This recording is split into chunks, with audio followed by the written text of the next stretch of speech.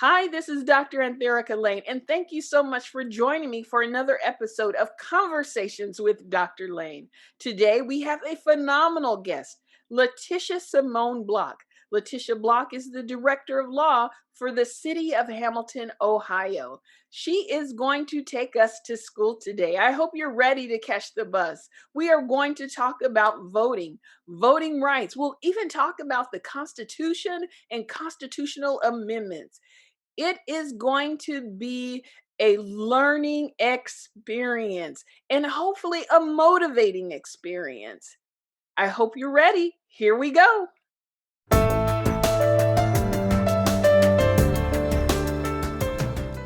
Well, hello, this is Dr. Antherica Lane with Conversations with Dr. Lane. Today we have a phenomenal guest, Letitia Simone Block.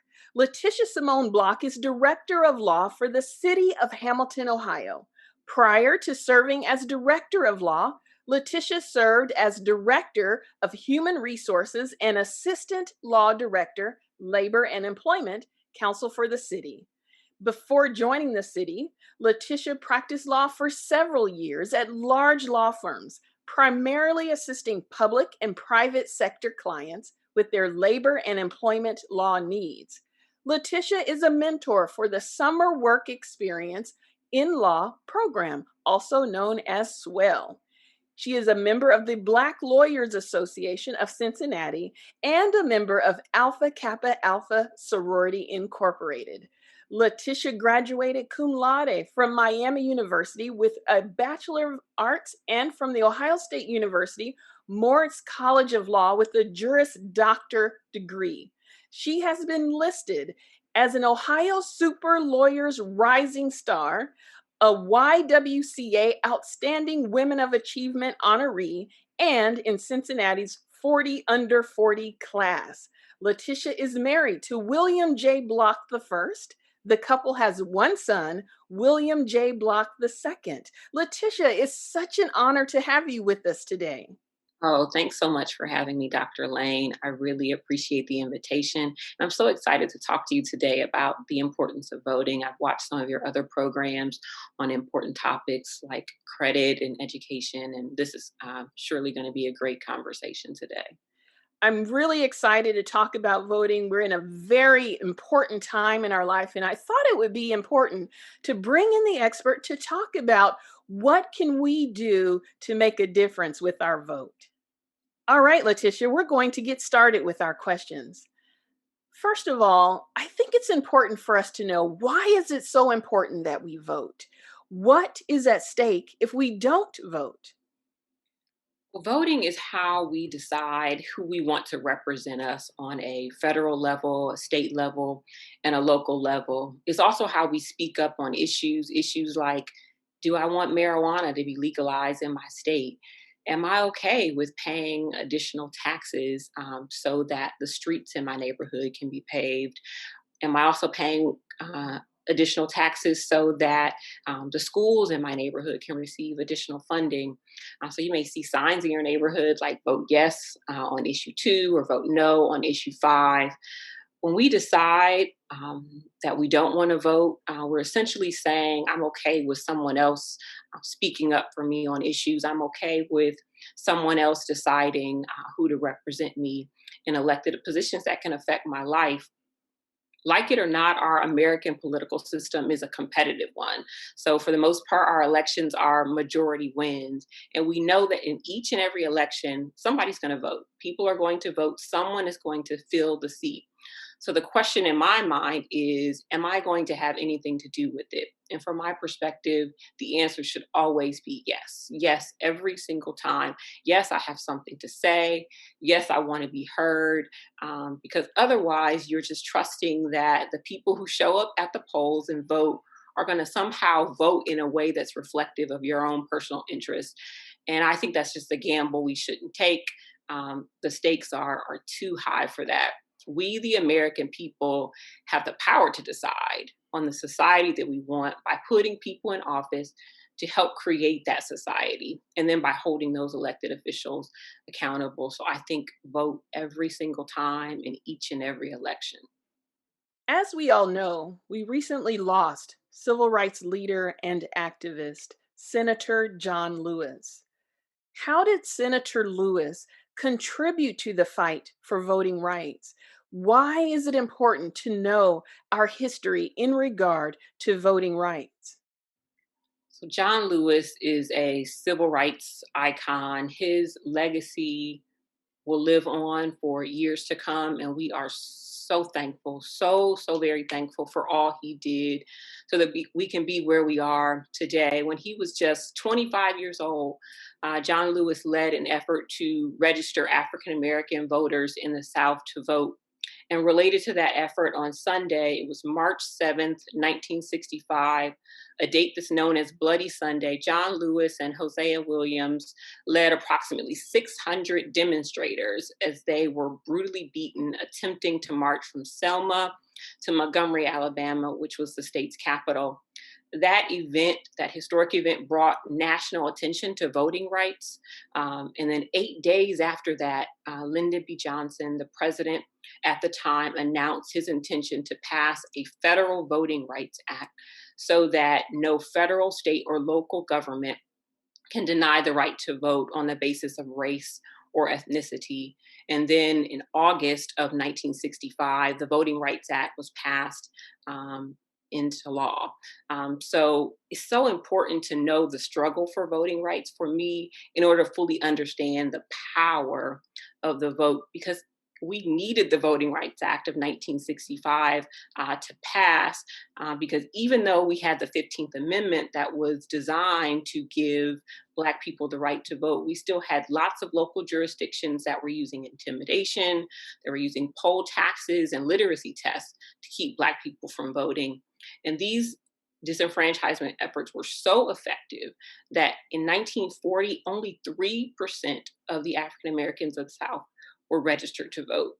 So, unfortunately, we know that voting rights efforts and efforts to suppress the vote still exist. If there was no power in the vote, uh, there would not have been so many efforts throughout the years to make sure that people who look like you and I from voting. So for me, it goes back to the founding of this country. Originally in 1776, it was white landowning men primarily who had the right to vote. And that was because those were the people that they wanted to have the power. But now we have the power. And it's so important for us to use our power, our collective power, to vote. I think that's awesome what you're talking about in regards to the power to vote. I think if I were to create a hashtag for what you just said, that would be my summary hashtag. Hashtag power in the vote. When people decide not to vote, I think they're relinquishing that power. And I think it's important to understand how much everyone has done in our past, including Senator John Lewis, to make sure that we would maintain that power for generations to come. Absolutely. So, Letitia, we're going to get on the school bus for a little bit and we're going to do some teaching here. The first question that I have for you, number one, how are laws made? So we have three branches of government. We have the executive, the legislative, and the judicial branch of government. We also have three levels of government. So we have the federal level, the state level, and the local level.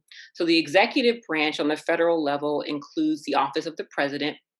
At the state level, it's the governor. On the local level, it's the mayor.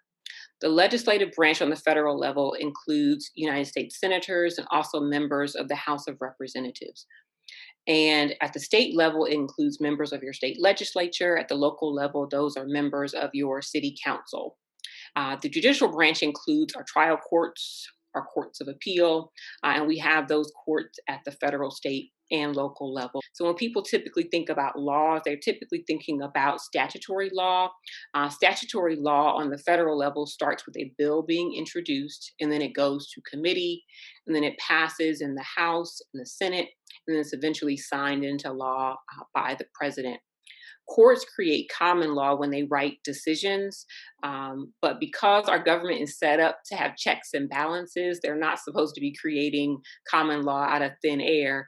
They're supposed to be typically applying statutory law to the facts of a particular case, and sometimes they're determining how that statutory law should be interpreted. And also, occasionally, courts will overturn statutory law if that law is in conflict with the Constitution, because the Constitution is supposed to be the supreme law of the land.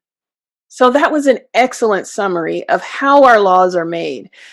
I often hear about this concept of a constitutional amendment. And some of the amendments that I often hear referred to are the first, the second, the 13th, the 15th. Can you just kind of explain what is a constitutional amendment? And then, really, what are some of the important points of some of those amendments that are often discussed more recently? So, a constitutional amendment is essentially a change to the original Constitution of 1788. So, the First Amendment protects the freedom of speech, religious freedom. The Second Amendment is the right to bear arms, and so that's the right to carry weapons. The 13th Amendment was passed in 1865, and that's the law that abolished slavery, involuntary servitude. The 15th Amendment was passed in 1870, and it prohibits the denial of the right to vote on the basis of race, color, or previous condition of servitude. But I also want to make it clear that even though the 15th Amendment was passed, it did not give Black women under any circumstances the right to vote, because women didn't receive the right to vote until 1920 under the 19th Amendment. So, thinking about all of that history of voting is so powerful to me, because our country was founded in 1776. So, it took us from 1776 until 1920 to allow women to vote. That's 150 years from our country's founding, um, almost, to give women the right to vote. And then it took us close to 200 years from the country's founding to pass the Voting Rights Act of 1965, to protect the right to vote on the basis of race. And so you can't tell me there isn't power in the vote, given the struggle to get the franchise right. Yes. It makes me think when you think about an amendment to the Constitution, it makes me think that the Constitution really should be a living document, a document that has the ability to be adapted to the necessary changes that come along.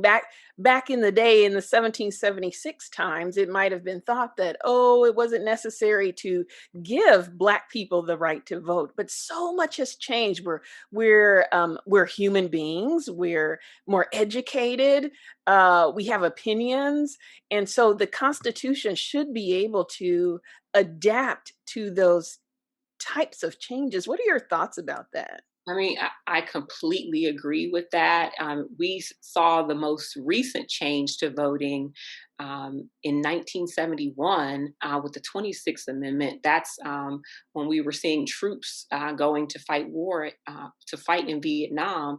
And the argument was that if I can go over and fight in Vietnam, I surely should be able to have the right to vote. And so we see a constitutional amendment at that time lowering the voting age from age 21 to 18, to ensure that people who were 18 and over could vote. And so our Constitution is designed to be a living, breathing document, and our laws the same. It is an American thing to change and revise our laws, and we shouldn't let anybody tell us differently. Okay, Letitia, we're going to continue on our school bus today. Our next lesson: what is a presidential executive order? What is the purpose of an executive order, and how does that compare to a law? So, an executive order is a written directive of the president, the United States president. And the executive order is generally given to give direction to a government official, or an agency on a particular subject.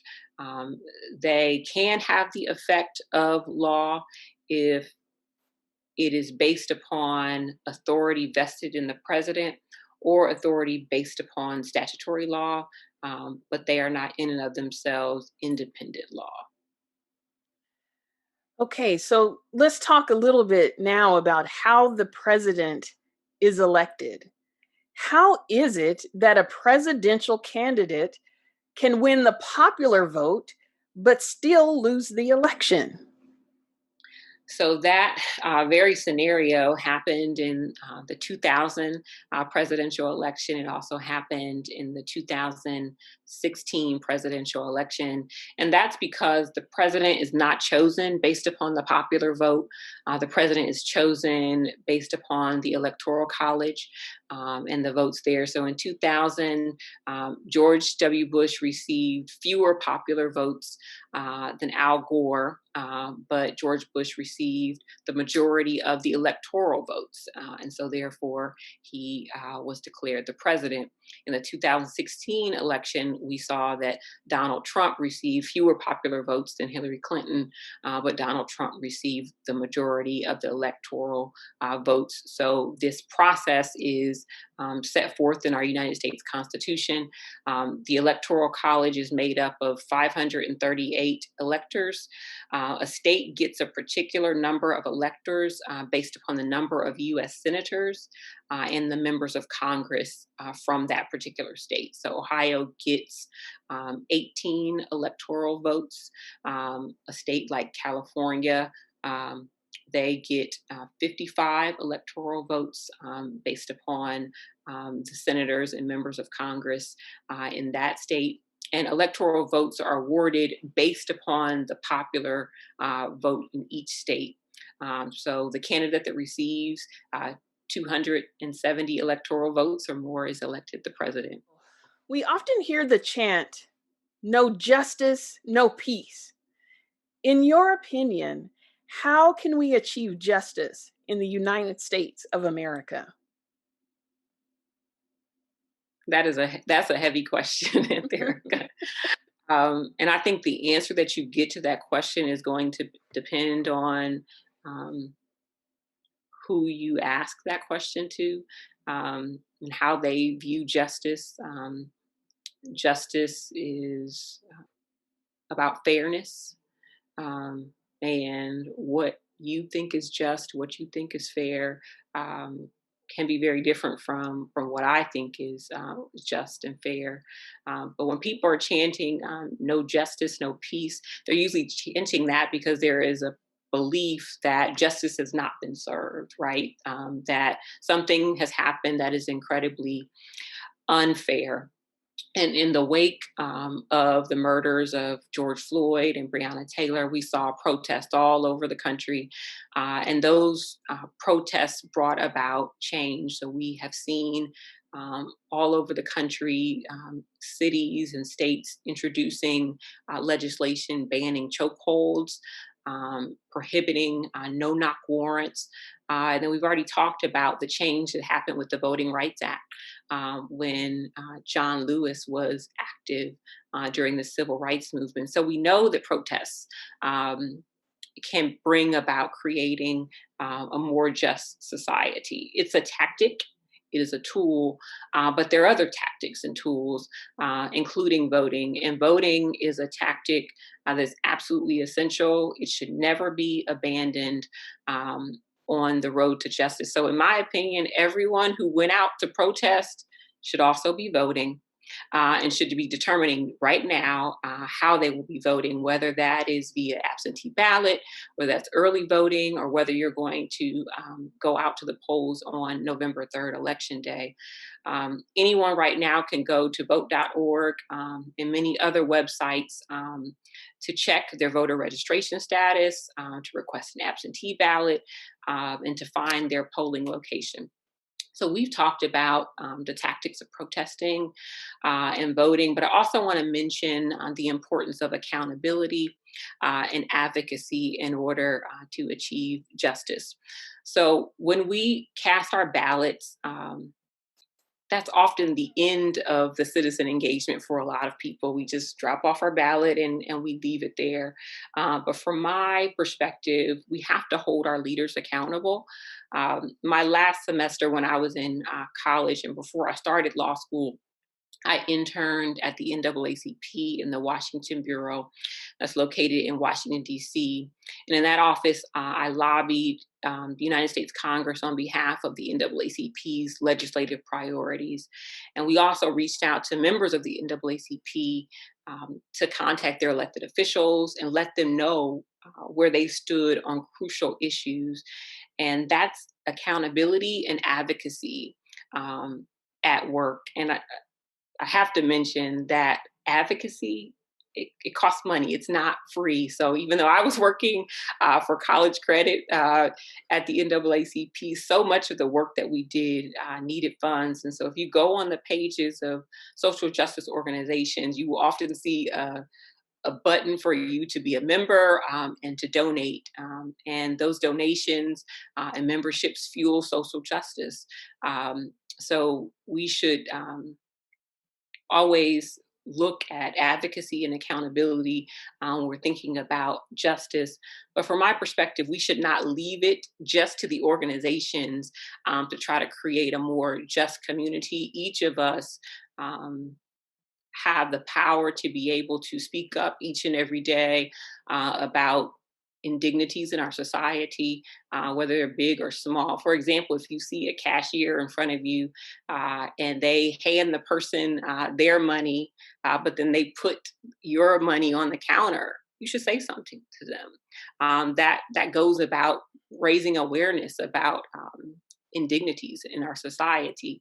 As you know, I'm the mother to a Black son, and Mhm. he's only 7 years old.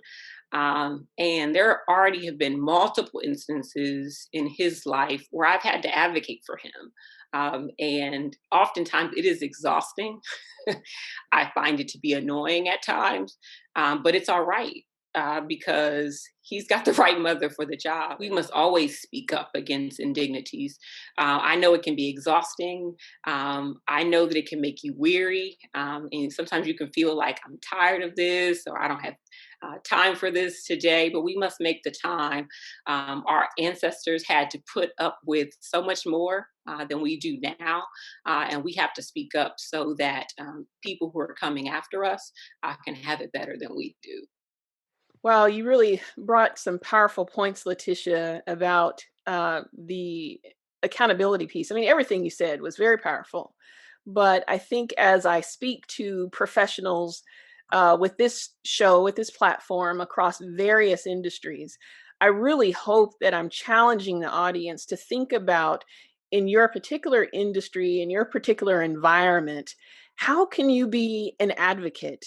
How can you hold others accountable for ensuring that your environment is a just environment, that people are treated with dignity, and that everything that one person experiences, that another person has the exact same opportunity to experience if they're meeting the criteria to do so. I think about these types of things all the time in healthcare. And I think sometimes even doctors need to recognize our power in holding others accountable for the care that we provide to others. If we see our colleague um, treating one patient slightly different from another, that should be our responsibility to challenge that and say, hey, why is that? Why did you do that? Is that an evidence based approach? I think that's how we're going to approach change,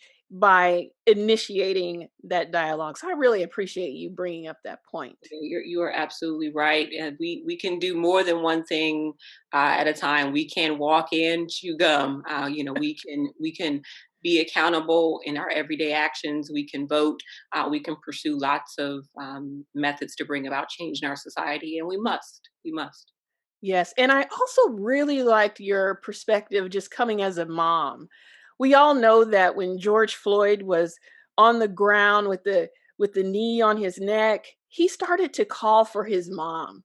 Mhm. And How many of us know strong Black mothers? I mean, I have a strong Black mother. You have a strong Black mother.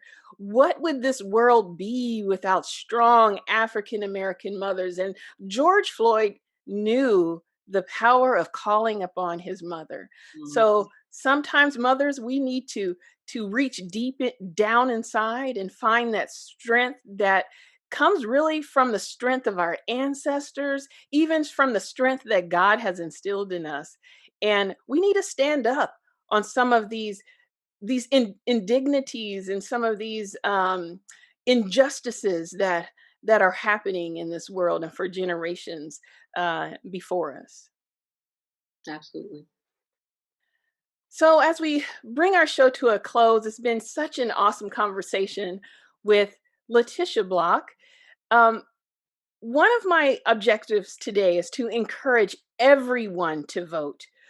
Voting is a privilege and it's a right that we should not take for granted. Voting is, in fact, our voice in a democratic process. What can you say to encourage or further motivate our listeners to vote on November 3rd? Wow. So you're absolutely right. Voting is a privilege. Um, I believe everyone needs to find his or own why. So my why is twofold. I vote because it matters, and I also vote because too many people have fought too hard for me to have the right to vote, for me to take it for granted. Um, like I said, I know that voting matters. I know it makes a difference, and I want to be heard. And then just on a personal level, I'm a competitive person, and so I want the people I support to win. I don't want them to lose. I want the issues that line up with my beliefs to prevail. Uh, and I don't even want it to be close because when elections are close, you see requests for recount, you see litigation, and so I'm usually looking for a big win on a personal level. Um, so on the second point, I also vote because people like John Lewis ended up with a fractured skull, fighting for rights that I refuse to take for granted. So John Lewis said that the vote is precious. It's almost sacred. It is the most powerful nonviolent tool we have in a democracy. And I believe that. I am from Akron, Ohio. I grew up a member of the Akron chapter of the NAACP. And when I turned 18, I registered to vote and I began voting in elections. And I did my undergraduate studies at Miami University in Oxford, Ohio. And so I needed to vote by absentee ballot in order to vote in the local elections when I was away from school. And I remember when I missed my first election because I failed to request my absentee ballot on time. And I received a letter from the president of the NAACP Akron chapter reminding me about the importance of voting and reminding me about the fight that Black people had to go through in order to get the right to vote. So, first, when I got the letter, I was thinking, how do they even know that I that I didn't vote? But after I got over that, you know, I thought I don't want to get any more of those letters. But also, I want to make my ancestors proud. I want to make my elders proud. Um, and it mattered to me in a deeper way at that point. And at that point, I also knew that it also matters significantly to the community that I belong to. So I would say that everyone needs to find their why.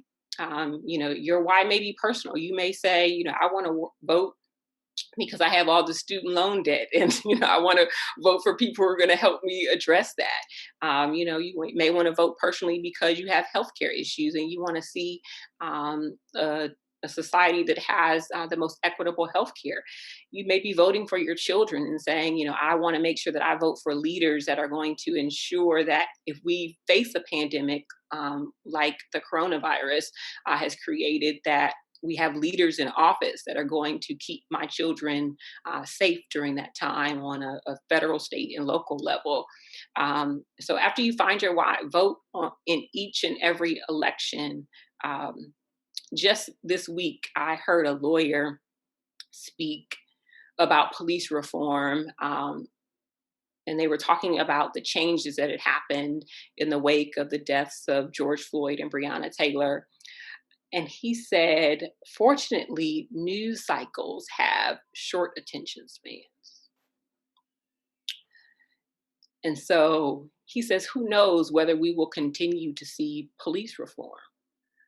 And when I heard him say that, I just shook my head. I was so deeply bothered by that statement, because the expectation is that people will soon forget about what's right and what's wrong, and that people will soon forget about the pursuit for rights, and we should not be moved from voting. And if someone tries to stop you, um, there is a hotline out there. There's an election protection hotline. So if you go to the vote.org, you can find the number there, so that that issue can be immediately addressed and remedied. And let me say something else. Just because it's legal does not make it right. Right? Slavery was legal at one point. Jim Crow discrimination in the South was legal at some point. So it is expected, as we talked about, for our laws to evolve, so that we can try to create this more perfect union. It's the American way. Laws should be reformed, revised, adjusted, and our elected officials are there to bring about that change in society. And so we should be voting the right ones in and hold them accountable. This has been such a compelling conversation, Letitia. Thank you so much for your time today and your expertise. Today, we've been talking with Letitia Simone Block. She is the Director of Law for the City of Hamilton, Ohio. And this has been Dr. Antherica Lane with Conversations with Dr. Lane. What are you going to do about it? Conversations with Dr. Lane has been brought to you today by Lane Women's Health on Demand, where you can receive clinical expertise, convenient, affordable access. Lane Women's Health on Demand is committed to providing quality, convenient, and affordable telemedicine and telehealth services without borders, delivering medical expertise directly to you from your computing device. That's Lane Women's Health on Demand at lwhondemand.com.